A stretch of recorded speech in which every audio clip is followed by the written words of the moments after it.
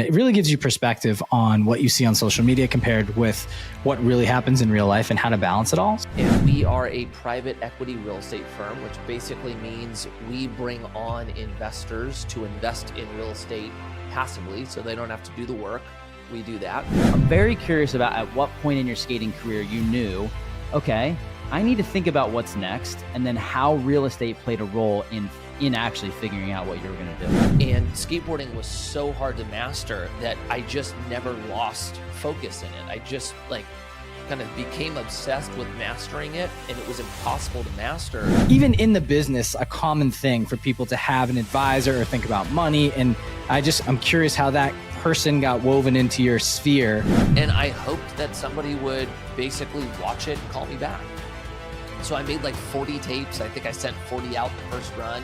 There's so many things you can't even put into words. We just have this fire within us to make it all happen. You're juggling a million hats every single day. If you look at influencers, it seems like entrepreneurs are like travel bloggers. And, they just travel the world and have fun, and life is passive.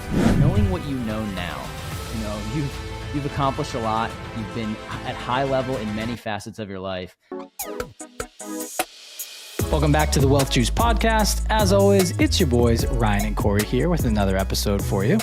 Today, we brought on special guest Mikey Taylor. He is a retired pro skateboarder, the co-founder of Saint Archer Brewery, and the co-founder of Commune Capital. Mikey has lived multiple lives here in his professional life, I should say. He's married with kids as well, but we got to have a conversation with Mikey to talk about his pro skateboarding career and how he parlayed that into his real estate investing career, and dove in on a lot of things business and talked business 101 for a lot. And I really enjoyed his perspective on life, really. And just, he mentioned a lot of things from what advice he'd give to his 18-year-old self if he could start back over, tips and tricks for raising capital, and then how he blended both the pro skateboarding world in with the real estate investing world, and his trials and tribulations learned throughout. Yeah, Mikey's a real deal. This is a big dog. I mean, we were pretty hyped to get him on the show. Shout out to Rich Summers if you're listening. Rich helped us get him on the show, and Mikey's great. So the cool part about interviewing an athlete and somebody who's created wealth and success in one area and then it translated over to real estate is just you can see that it's actually just in the person. It's deep within that person of how they're able to do this. It's not the actual product or the end result. It's you're buying into this guy. And that's why he's able to raise so much capital for his business. He said he was shocked that he could raise $2.5 million however many years ago. And now he does, 50 million a year. And it's the expansion of your brain capacity is something he dove into. And not only that, but he gave us tactical advice for what he would do if he was starting over. And we mentioned Mike is a real deal. I'm very interested to know, he dropped out of college, or I don't know if he dropped out or he just, he didn't go to college, right? He went right into skating. So for people that are trying to pursue their thing, he's very much proof that it's possible to go do the thing, build a 14-year skating career, thinking that's the end all be all, realize you can't do that forever, and then parlay that skill set into a whole nother career where he's, arguably as successful, if not more successful. And also, he's just a great guy. You can tell by listening to him. He just genuinely wants to help people, give great advice. He's talking about being a great husband, a great father, a great leader, a great person. And who wouldn't want to be associated with somebody like that? Yeah, couldn't agree more. I think the one thing that he highlighted that stood out was the perspective on what entrepreneurship is not. And you asked that question, and I don't want to spoil it for people that are going to listen to the full episode, but that's in the later part, maybe 3/4 of the way through. And it really gives you perspective on what you see on social media compared with what really happens in real life and how to balance it all. So I think it's a little teaser for you guys to get all the way through there. This is a great episode. It's one you'll go back to for sure.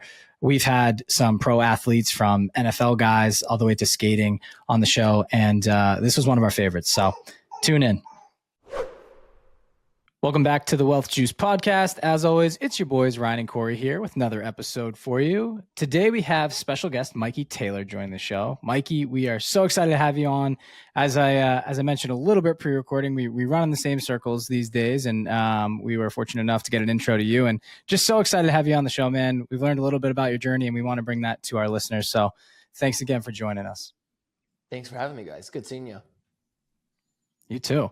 So take us back to pre-real estate. For those who don't know you, maybe take us to your former life and how you transitioned into real estate. Okay, so I'll give you a quick drive-by and then we can go into any of the weeds if we want. So I started off as a pro skateboarder, graduated high school, thought I would go to college I originally thought I was going to be an attorney. So I thought it would be law school. Skateboarding ended up taking off for me, put the college path on hold, became a pro skateboarder. That lasted about 14 years, which is much longer than I thought. So I, ultimately said no to college. And then towards the later half of my skate career, I started my first business, which was actually in the beer industry. I started a production brewery in San Diego called Saint Archer. And then in 2015, we sold our business to MillerCoors.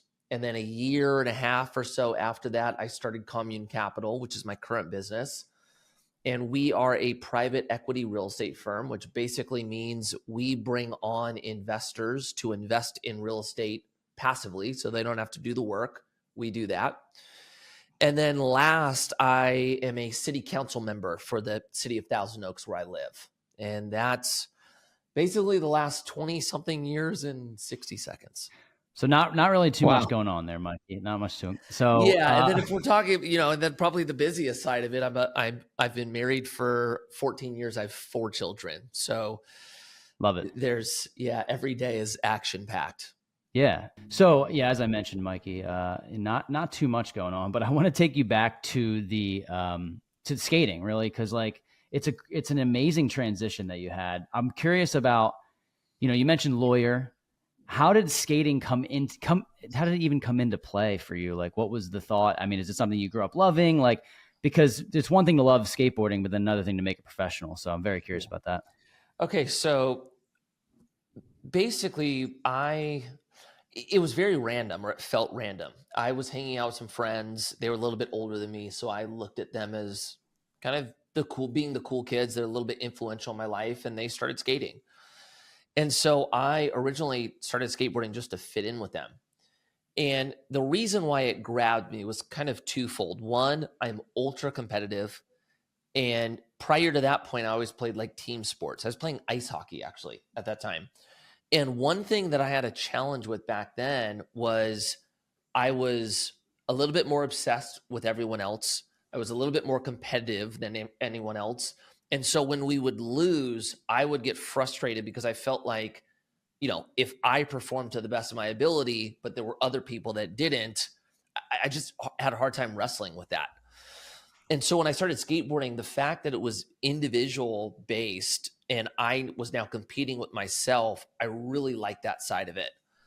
And then 2, I eventually learned this about myself. I really like trying to master something. And skateboarding was so hard to master that I just never lost focus in it. I just kind of became obsessed with mastering it, and it was impossible to master. So that just the longevity of it went much longer than anything else.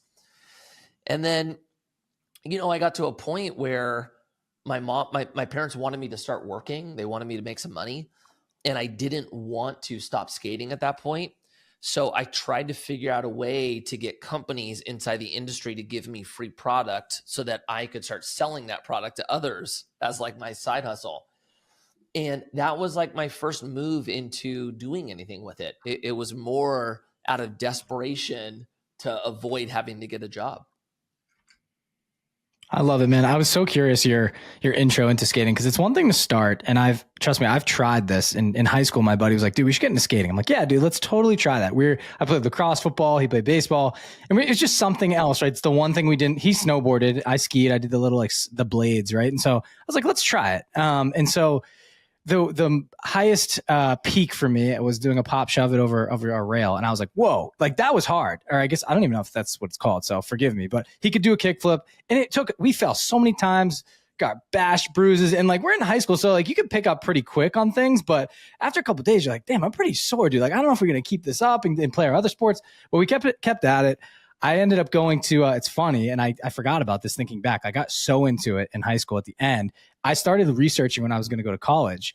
to make sure they had a skate park like near school. I never told Corey this actually, because I stopped skating like as soon as we got to college. But Philly, I ended up going to Temple University, so Corey and I met there. But they had this sick skate park like on campus, and I saw these guys when I went there. I'm like, dude, this is the school. I don't care. Like, this is it. I get to the school, ended up stopping skating, transitioned into something else. But I say this to say, I know the little intricacies, and like this translates into pretty much everything you can do. You really have to, it's meticulous in a way. You have to study it. You have to practice it. It's over and over. It's like mind and body together. You have to be in amazing shape. So there's a lot of parallels like as you get into business, but I wanted to say or dive in on, how did you go to the pro level? Because everybody sees the movies out, right? And like there's like a transition. Someone has the little like a little like anecdote story to how they met some sponsor and they moved up. And I forget some of the names. Like Grind is a great movie. There's a couple other ones you're gonna be like something dogs, but you're gonna laugh at me and be like, dude, you're an idiot. Like everybody points. Those are probably fanboy shows. But for you, I'm so curious, man. Like just as a fan of the sport, how did you transition into the pro level and kind of have a career that flourished? So mine was a little bit unique. I didn't meet somebody that like introduced me to, the players or opened the door. I basically made a bunch of sponsor me tapes. So I had somebody that was like a local friend that had a video camera film me skate. And at this point, there was no social media. So it was just magazines. And every once in a while, when a company would run an ad, they'd include their address at the bottom of the page. And so anyone that included an address, I sent a sponsor me tape to. And I didn't even know the names of the team managers. So on every tape, I would just put attention team manager. And I hoped that somebody would basically watch it and call me back. So I made like 40 tapes. I think I sent 40 out the first run. Nobody called me back. And so I made another video. I tried to, do harder tricks in it. And then I sent another 40 out. And at that point, I got 3 companies to give me a call back. And they started giving me free product. And then at that point, one of them randomly decided to run an ad of me. And then it just slowly turned into like a potential amateur career.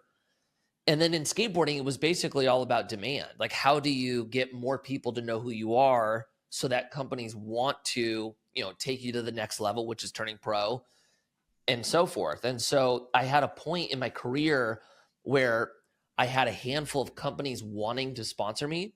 Or I would say when I was amateur, I had a handful of companies that wanted to look at turning me pro.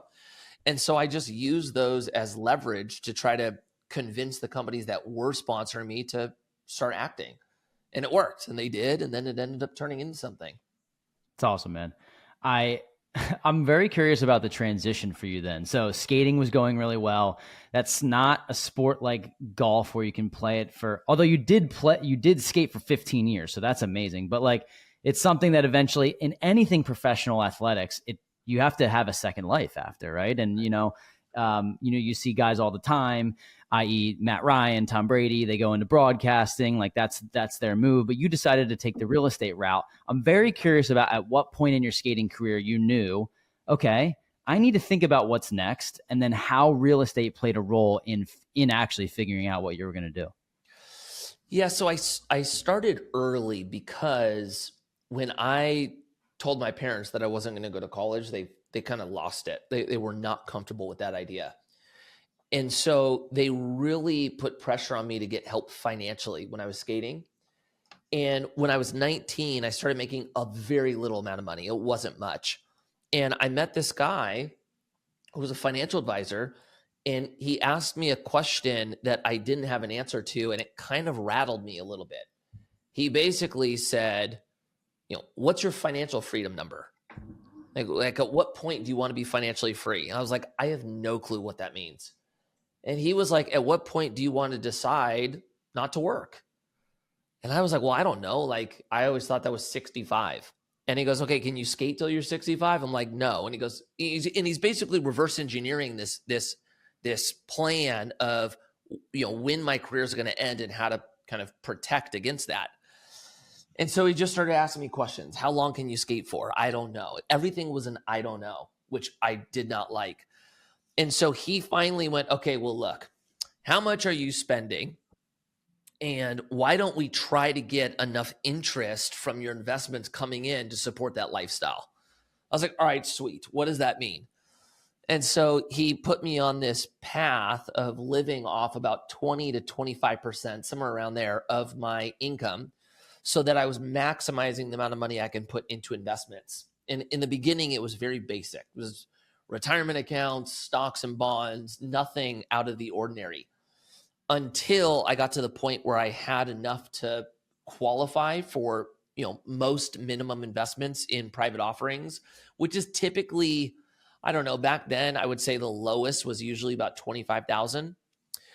And I started making investments into a storage portfolio. And I had no understanding of like why that was different than the market at that point. He just looked at me and went, "You want to invest in a storage opportunity?" And I said, "Yes." And that was kind of the beginning. So I originally thought that I could just passively invest my way into financial freedom, and that would be kind of what I would do after skateboarding. I would just do nothing and invest. And towards the end of my career, I started realizing that I really wanted to start my own company. And so I originally thought it was going to be beer. I'm going to do a brewery, and I'll just run this thing for the next 20 to 30 years. I was not expecting to sell it as fast as we did, but that was my original plan. Like, invest like a savage and then start a company. I love it, man. So I want to talk about this too. I asked this question. We had a few guys from the NFL that were on the show recently, and I mentioned this because you guys are at the peak of your game at some point here in your career, right? And they have this guy that they can call essentially if they're going out and hanging out and having drinks, that, if they have had too many drinks, someone picks them up and they drives them home. And I said, well, you guys have someone on the speed dial like that. Do you have a financial advisor or someone to help you out with your investments? And they're like, well, no. And I was like, it's just so funny how the system's backwards. And as you elevate in the game, you would think that piece of the puzzle would be kind of filled for like an organization bringing in so much cash that they would help out their players like that. So I ask you mentioned you had an advisor. Like, how did this person pop up? Did any of the pro companies that sponsor you, was it even in the business a common thing for people to have an advisor or think about money? And I'm curious how that person got woven into your sphere. Because if not, essentially, like, who knows where you would be if someone didn't have the guiding light to help, right? Yeah, this is a really good question. As you said about NFL players and protecting their assets, the truth is that an NFL player is not valuable to the NFL once their career is over. So you'll see them protect the asset while they're playing, but as far as helping their future, that's on the individual at that point. And skateboarding is like 20x behind the NFL. So not only did you not have financial advisors, you didn't even invest. You didn't talk about investing. Back then, it was such we're skaters and that's it. And you don't care about anything other than skating. And so, no, that wasn't normal for somebody to have help financially. For me, there's a part of it that always felt like my personality wasn't totally meant to be a pro skateboarder. As weird as that sounds, like, I wasn't the norm. I was kind of the outlier in the industry, which ended up doing very well for me as far as like my career went and the success of my career. But no, it was unique. I would say the added step is most financial advisors are actually similar to the NFL. It's like you pay them for a service and they're going to put you, even though they're not supposed to, they're going to put you in investments that earn them the most amount of money. That's where the incentive is. And for me, I just lucked out. I think it was just like a God thing that he put me with somebody who actually spent time trying to instill the tools in me so that I could take that and run with it. And it's funny because back then I didn't even make enough money for it to be financially worth it for him. And so I just got lucky. I really did. I'm very thankful that was my first experience with a financial advisor, because even knowing what I know today, most people don't have it like that. Most financial advisors put somebody in stocks and bonds. They maybe do some rebalancing, almost anything that a robo advisor could do. I had access to like the good stuff, private real estate, private credit, venture, private equity. I had access to what the wealthy had. And so that ended up being huge for my future. Yeah. So that sometimes it's better to be lucky than good. So that's great. I'm now we're going to transition a little bit into like your real estate. You invested as an LP first. Yeah. That is a relatively simple process. Ryan and I have invested as LPs and as GPs. I'm curious about the transition from making it passive to your business, like, and how you knew you wanted to start a company, but one thing to know you want to start one, another thing to actually do it in a field that you've only really dabbled in passively. So what were the first few steps that you made to make this your active income, to make this a business that you were able to grow and then attract new passive investors? Okay, so it's probably important to mention this part because this is what made the transition a lot easier. My first business that I started, I didn't have enough money to start it myself. So I had to go out and raise capital from LPs. And so that gave me a huge leg up because 1, I successfully raised money. 2, I sold a business and had a massive exit. So I then had a base of like 40 something investors where, we just 13x'd everybody's investment. That helped with the next thing I set out to do. But the second part is this. Real estate is very, very basic and simple. It's like a small business.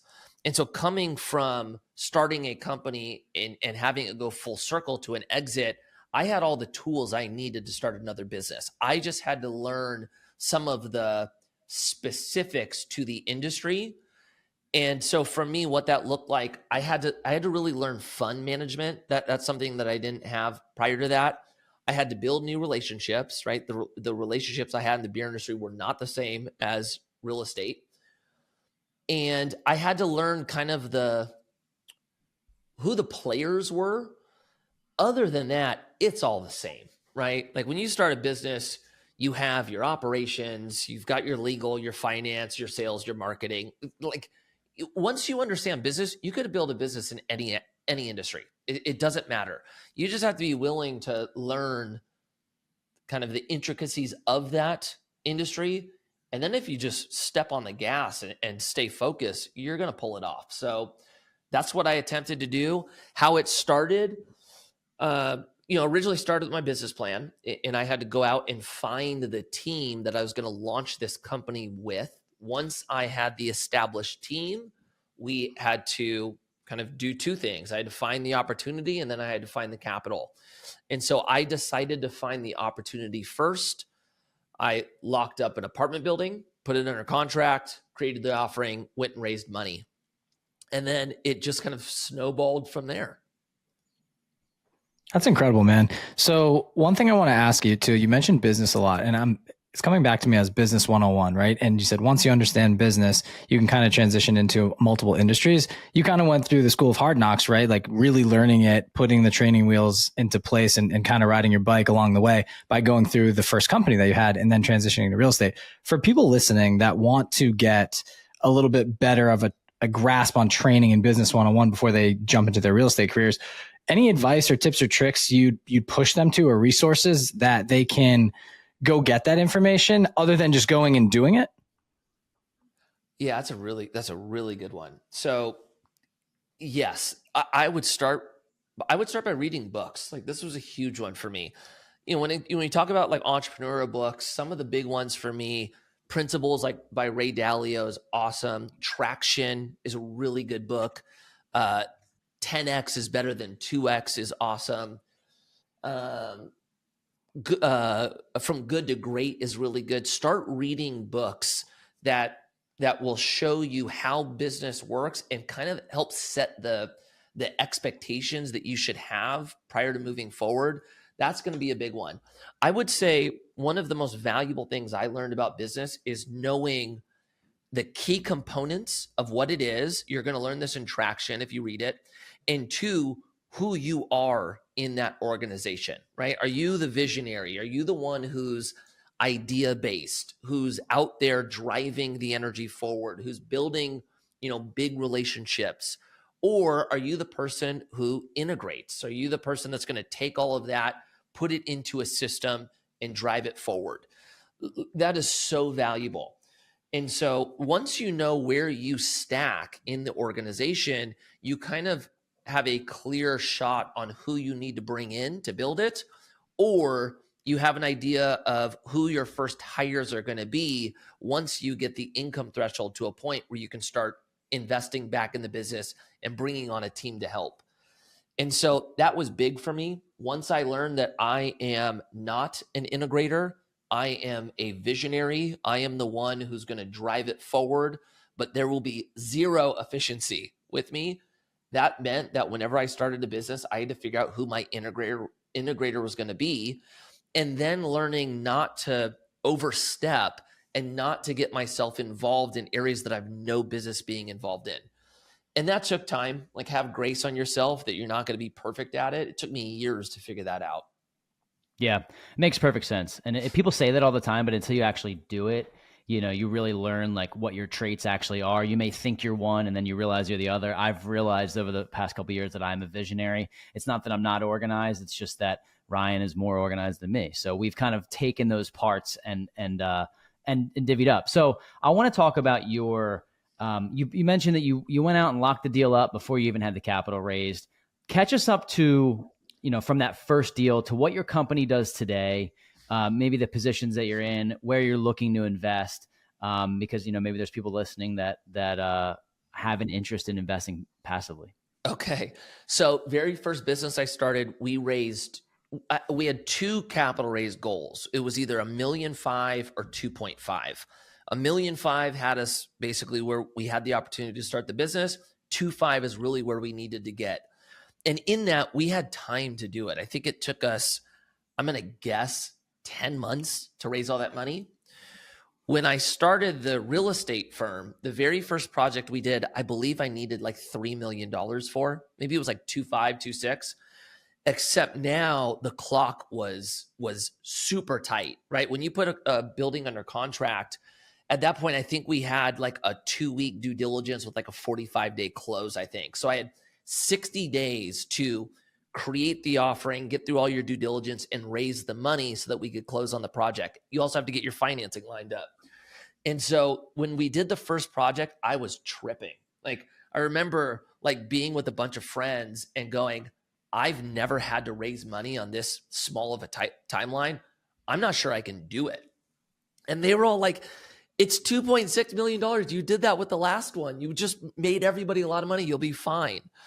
And so I went out, started hitting people up. And to my surprise, this is something that I wasn't expecting. I thought that 100% of my investors from the last business were going to give me a check in real estate. And what I found was, one, even though I was successful in one category, they looked at me being in real estate as brand new, and they looked at that as high risk. So that was one kind of hurdle I had to get past that I wasn't expecting. And the second one, raising money for real estate actually is a lot harder than raising money as a startup, at least from what I found.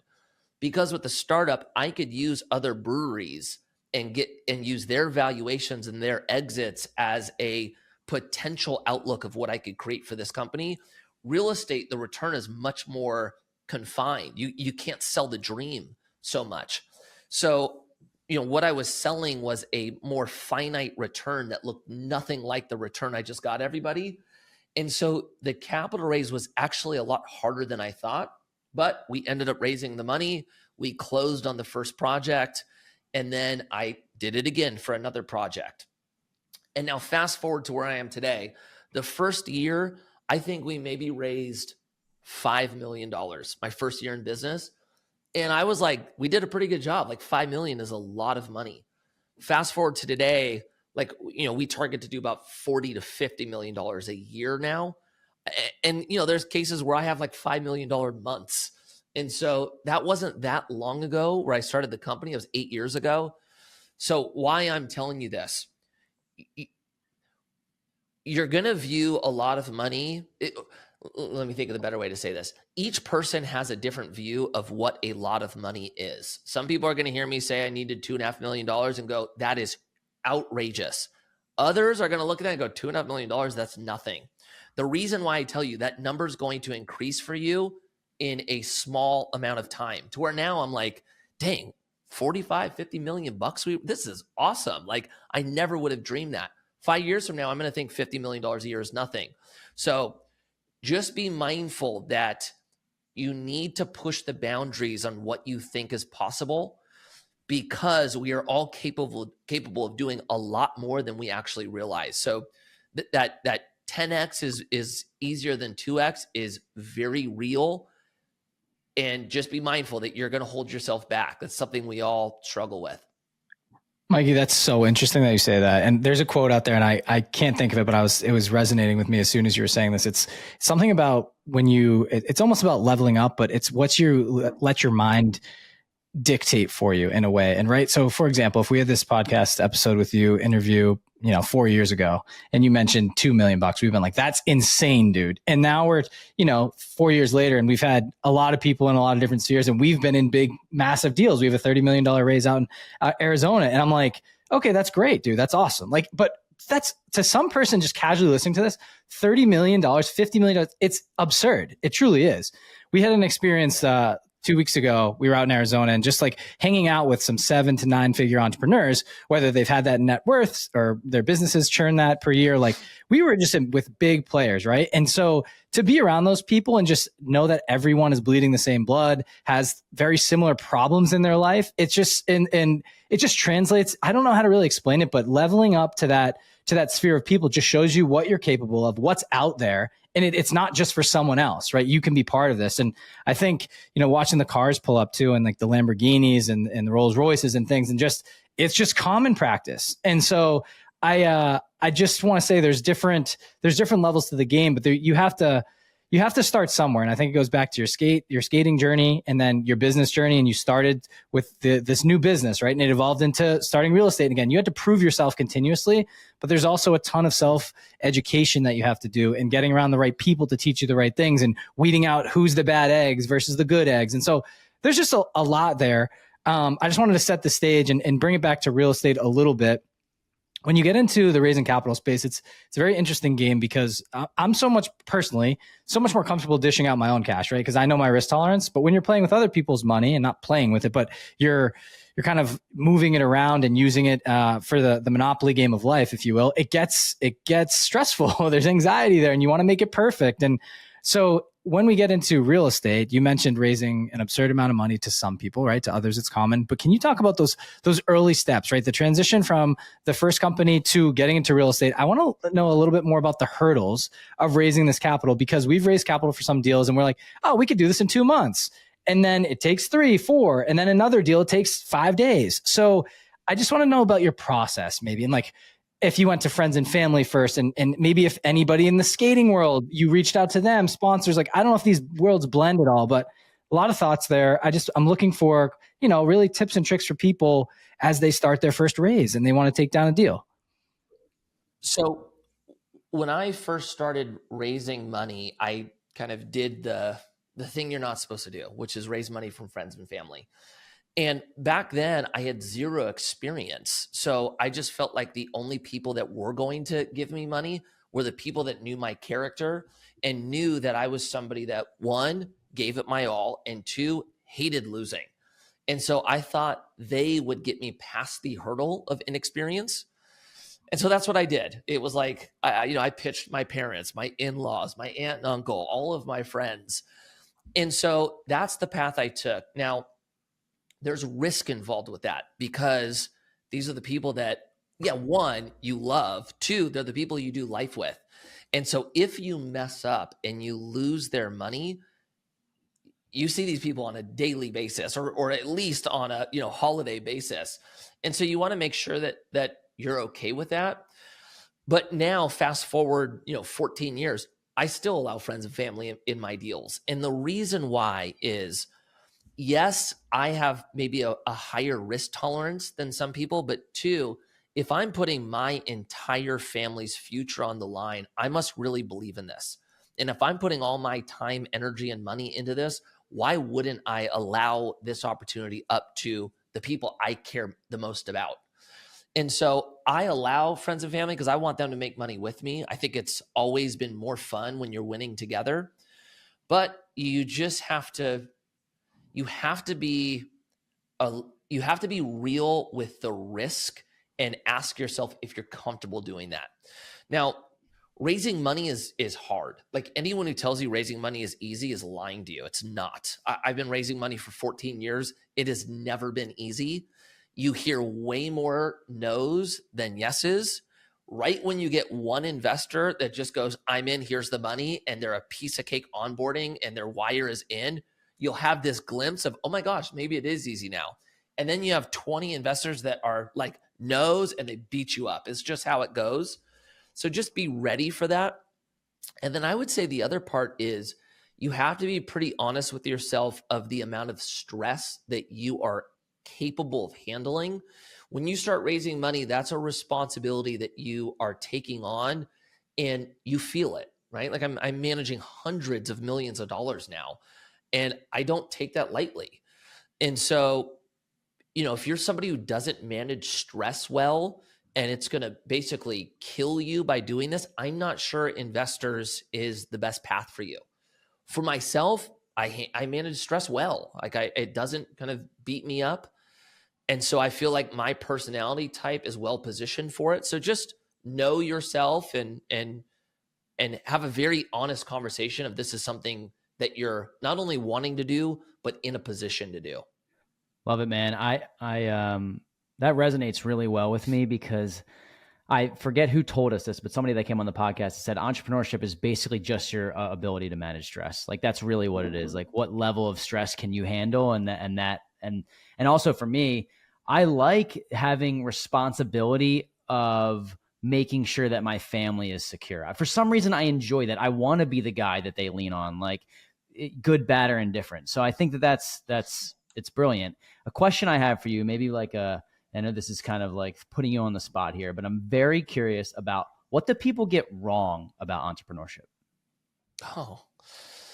Oh man, that's a good one. A lot. And I've fallen victim to a lot of this as well. I would say what people get wrong is one, I think it's because of social media. Social media has made entrepreneurship look like something it's not. Right? If you look at influencers, it seems like entrepreneurs are like travel bloggers and, they just travel the world and have fun and life is passive. That's not what entrepreneurship is. Like entrepreneurship is gritty. It sucks most of the time.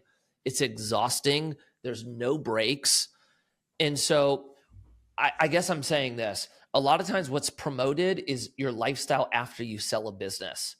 It's not the life that you get when you're actually in it. And so just know it's brutal. It's hard. It's exhausting. There's not a lot of balance for a time.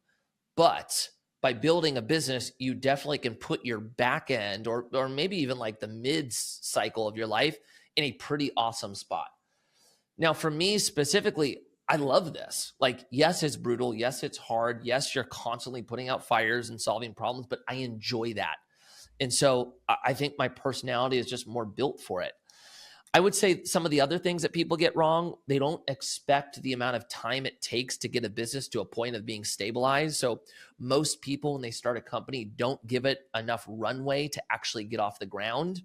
Usually you're 3 to 5 years out till you have something. And so you want to be pretty real with what the first 2 years look like.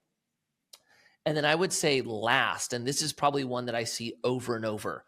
When you build a business, you're typically a type A type of personality. You're a driver. And that personality type has a hard time letting go of control. And so what you see a lot of entrepreneurs kind of make this mistake is they don't let people take the rein and drive the ship without them. And if you're not able to relinquish control, you're putting a ceiling on a business that one is pretty low, and two, you will never have a business that runs without you. You will ultimately always be a slave to your business. And the thing about that is, one, you are now limiting the success of it. And two, you are going to work for that thing for the rest of your life. So you got to be pretty mindful of that. I would say that's the biggest killer is entrepreneurs don't learn how to delegate and relinquish control. Wow, you're spot on with all of these, and I feel like we're living them. So, well, we are. But the type A personality thing is so true. It's like we have people ask us all the time, "How did you decide to start a business, and why, and how do you do it, and like how do you manage your time? What's your schedule look like?" I'm like, there's so many things you can't even put into words. We just have this fire within us to make it all happen. You're juggling a million hats every single day. Your calendar will always look discombobulated, no matter how organized you can make it, OCD you want. But I think also I want to highlight you were a pro athlete, and I think a lot of high performers, like there's so much in skating, and then we can also talk about football and NFL because we had a couple other guys on here. Like all of these skill sets parlay into entrepreneurship, right? You're going to war every single day. There's a level of discipline, consistency you have to have. You're working out a different type of muscle. There's so many things, like routine plays into there, but you also have to have this chip on your shoulder to push you through it. Like, why else would you do this, right? And we'll get into your why at some point here, but it's just more of a philosophical thought that I have is I'm looking at as we get deeper into this game where like, how are we still going? It's just, we have that fight in us to not stop. Like, I can't envision us ever stopping, like unless the world tells us to stop at some point, right? And like removes our ability to do this. So it's just an interesting thought. I really do think the type A note that you mentioned is so true, because there's some people that they see entrepreneurship on Instagram and like the cars and like the post sale of the business, right? And the retirement life. And that seems sexy. Then they get into it and like, this is horrible. Why do you think like business, I think it's, they call like small businesses fail within the first 5 years, like 90% of them. It's because people get allured by the sexiness and they're like, okay, this isn't for me. I'll go back to my 9-to-5 job and make a couple bucks, sit in my chair and just deal with life. So I just appreciate you bringing that up. I wanted to ask you one question about the balance of funds as you go. So we just recently started a new business. We've had a couple other ones churning, and we're at this point where we know we need to spend money to make money, but we're at a point where we're using the money to live off of in a way. And then we try to fill the right seats with the right people. We just don't know at what point we are going to need to hire to offset things. And then we know we have to spend money on putting the CRM together, the automations, the systems, and, the back end thing. So maybe just some tips and tricks, like a generic tips and tricks from your experience going through it. Like, at what point did you realize you needed to spend some more money and then save more money, and just kind of the balancing of funds, which you mentioned was one of your pillars that you were working on early on? Yeah. So my current business, actually, I had to learn a lot regarding what you just said, because when you raise money for the type of business I do now, that money goes towards the asset. It doesn't go towards or directly towards the operations of my business. And so it feels like, the Commune Capital, I've had to build off the cash flow from the actual business to grow it, where the business prior to this, I raised money from investors to actually grow my business. And so I would say, if you want to get to the destination as fast as possible, raise money for the operations of your business.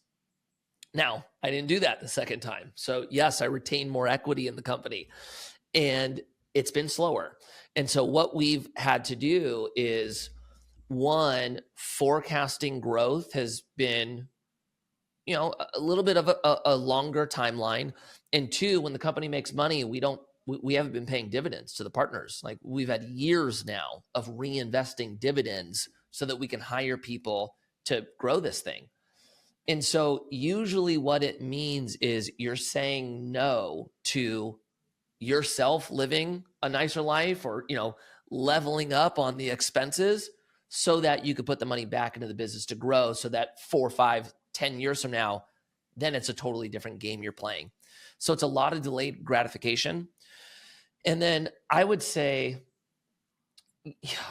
the hiring the people has always been the hardest part for me. Like, finding the right person, right seat.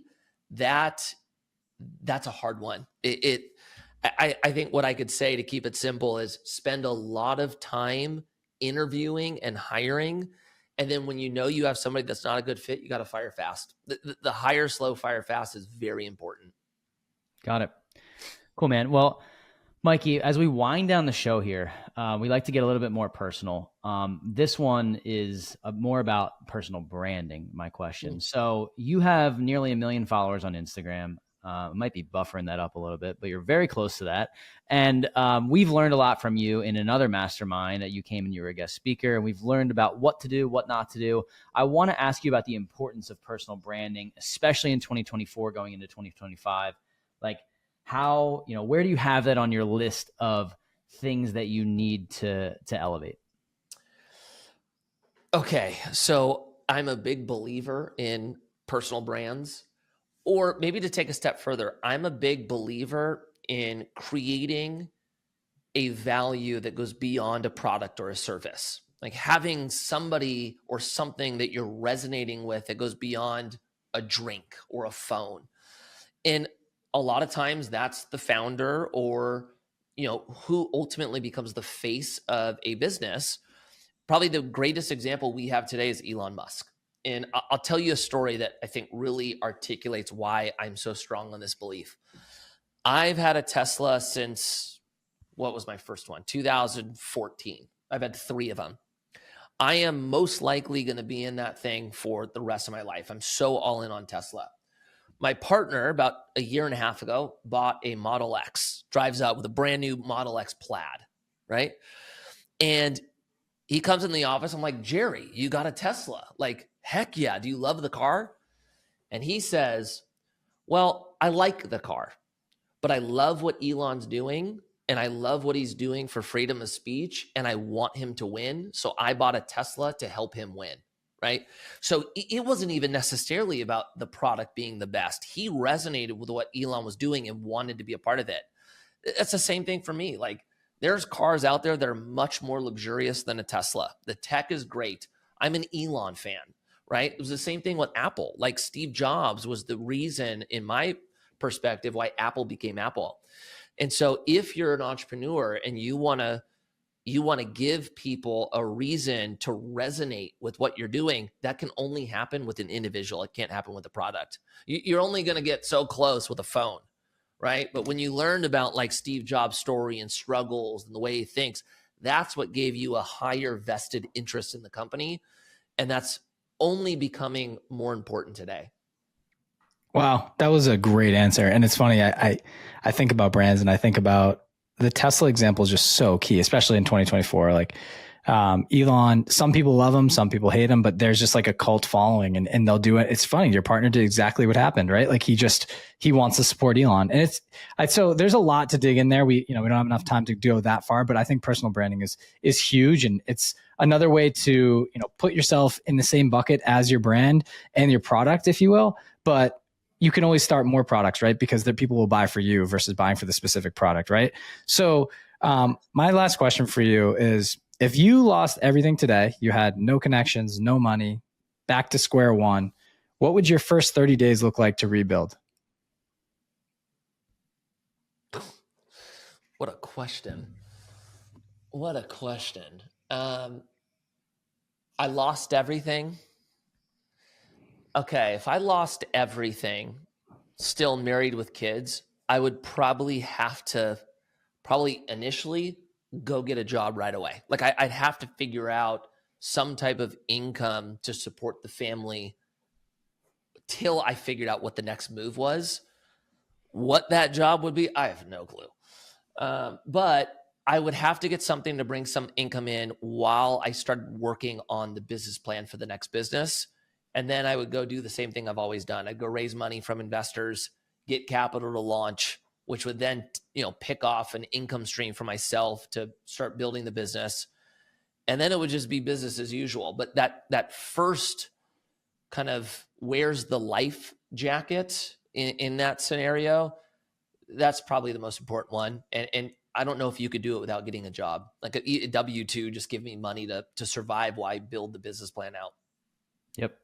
I think people devalue that, especially like you mentioned on social media in the entrepreneurship world. It's like, burn the boats. But Ryan and I have a unique situation here where like, I just left my full-time job. He still has his. We're maintaining our business, trying to balance the security with the let's go all in. So I love that. I mean, like it's very candid to say that, yeah, I would go get another job and there's nothing wrong with that. Last question from me, knowing what you know now, you've accomplished a lot. You've been at high level in many facets of your life. let's say you could go back and talk to your 18-year-old self who was just making a few bucks skateboarding. What advice would you give 18-year-old Mikey? Okay, so this is going to be very unique to myself. Some people will never struggle with this, but this was a struggle for me. One, I spent too much time worrying about what others thought of me, and I always wanted to be accepted. And so I ran into this scenario for a very long time where I was just trying to do things that people would like and think I was cool or good or successful by doing it. And that eventually brought me to a position where I just like hated my life. Like I had no real substance to myself, my relationships, anything. And so I probably would have told myself at 18, there's only one person that I need to be focused on of kind of capturing approval from, right? And at if I could have understood this back then, I would have said, live your life so that everything you do, when you die and you meet your creator, he looks at it and goes, that was good. That should be my only focus. When I die, did I live a life that when I get to meet my maker, he looks at me and goes, job well done. That should have been it. And if people don't like me along the way, too bad. That would have put myself in a position of, one, I would have had deeper relationships. Two, I would have enjoyed my life much more. And three, I would have been much more successful at a younger age. So I would say that would probably have been very important for myself. And then the other one would have just been, I need to 10x everything, right? Like, yes, I thought $100,000 was an astronomical amount of money when I was 22, 23 years old. I should have told myself that's nothing. Get to $1 million. Like, just push that bar up over and over and over. Yeah, I think that's great. I love your answer on both those fronts. Widening the gap, that the 10x is amazing, right? You're shortening your time horizon to get to where you want to go. If you think you want to do 250 this year, make it 2.5 million, or just make it $1 million, right? It doesn't have to be the exact 10x, but just to stretch yourself. And if you fall short, great, you're still above your stretch goal. Or you're above your original goal.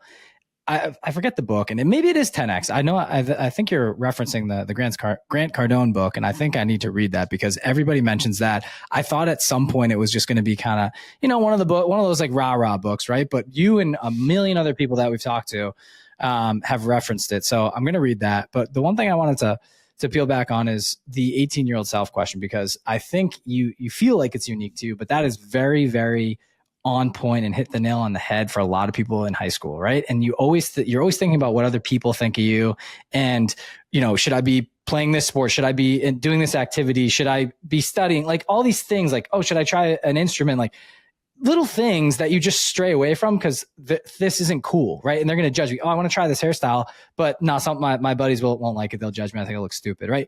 So the earlier you can get to that, and these are just little examples, right, of like intrusive thoughts, but the earlier you can get comfortable with yourself and comfortable with your not only your skin, but like who you want to be, the better. And I think it's funny. I don't know what age it happened to me, but as I've gotten older and like I've hit this 30 hump, right, if you will, and had kids and have a family and all this stuff, it's like, who genuinely gives a shit? Like who cares about anything that anyone else thinks?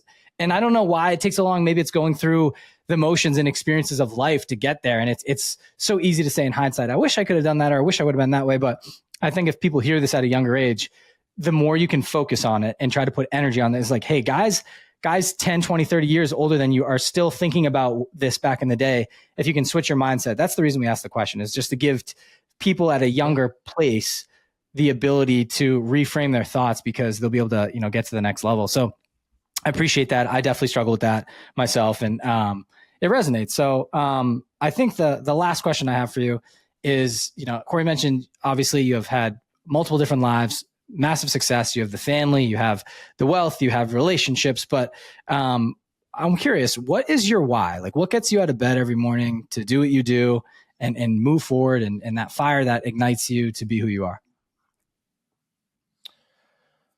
Oh, I would say That's a really good question. There's a handful of them. I don't think there's one. I would say the top three are: first, I really like setting goals. Like, I love the process of, or I love the journey towards the end goal. I enjoy that process. Two, I want my kids to see what it's like to create things. I want my kids to see what it's like for me to not only, go work and build something and, create jobs and added responsibility, but I want them to see what the correct balance is between, in my case, the father going out, building something, and still maintaining a good relationship with my wife and my kids. And so I'm trying to show my son what a man looks like so that he can be a good father one day. And I'm not saying that from a point of being perfect. I have plenty of flaws. And I'm trying to do the same thing for my girls. Like, I want my girls to see, what the example of a husband and father looks like, so that when they get older, I did a good job instilling that in them. And then I would say last, I'm trying to use the skills and talents that I was given to, ultimately glorify God. Like, I think there's a reason why I'm here. There's a reason why I, was put in a position of being able to use these tools. And so I'm just trying to do a good job, I guess. I love the answer, Mikey. I think there's so many successful people, 8, 9, 10-figure people, and we've had conversations with, and it's funny. The answer comes back to something that you can do without money. And I find that fascinating. And, but it sometimes takes the building of the wealth and the acknowledgement that you can do something to allow yourself to be like, what is really important, and being a father and a husband and those things that, you don't have to be a multimillionaire to do those things, but it gives you options and it gives you perspective. And I think that's why, there's so many people that get to the top and they're actually empty because they forgot about the things that matter the most. So yeah, I first of all, I really appreciate your time. This was amazing. You dropped a lot of knowledge on our listeners today. For people that want to learn more about you, they want to follow you, maybe invest in your deals at some point. What is the best way for people to get in touch with you? Best way to follow me is my name's just Mikey Taylor pick the platform. So whatever is your favorite, you'll be able to find me. My company is called Commune Capital. Same for, the business's Instagrams, just at Commune Capital. And yeah, hit me up. I try to respond to as many DMs as I can. If I'm slow or miss one, just have patience with me. There's a good amount of people hitting me up, but I do try to make an effort to talk to you and hear from you. Love it. This is amazing, Mikey. We appreciate your time and looking forward to this episode dropping. Thanks for having me, guys. Thanks for tuning in this week to the Wealth Juice Podcast. If you liked what you heard, please leave us a 5-star review on Apple Podcasts, subscribe, and share with friends. The more ratings we get, the more ears we'll get on our show, and in turn, we'll be able to provide you with more high-quality guests. You can also find us on Instagram and YouTube at Wealth Juice Official, where we post daily tips, tricks, and document our own journey towards financial freedom.